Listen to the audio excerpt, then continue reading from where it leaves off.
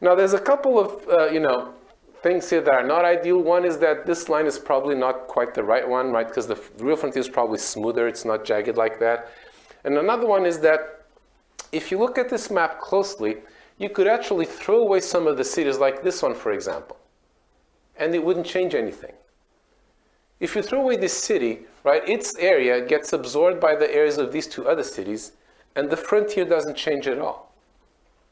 The only cities that you need to keep are the ones that actually, take part in defining the frontier, the so-called support vectors.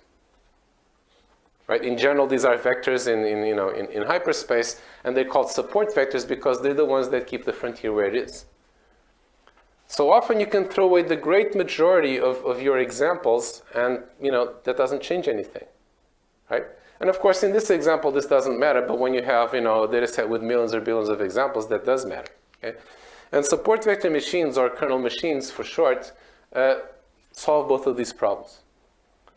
So they actually, they have a learning procedure that lets them throw away all the examples that are not necessarily to define the frontier, so they leave only these. And they also make the frontier smoother.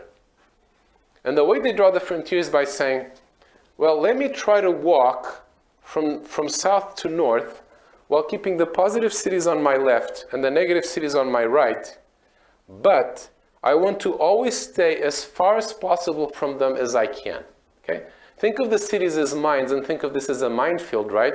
If I told you to walk, all along a minefield, you would try to give each mine, the widest possible berth, right? You would try to maximize your margin of safety, and that's exactly what support vector machines do, is that they maximize the margin between the frontier and the nearest examples, okay? And in the days before deep learning took off, support vector machines were the most, probably the most powerful, type of learning that was commonly used.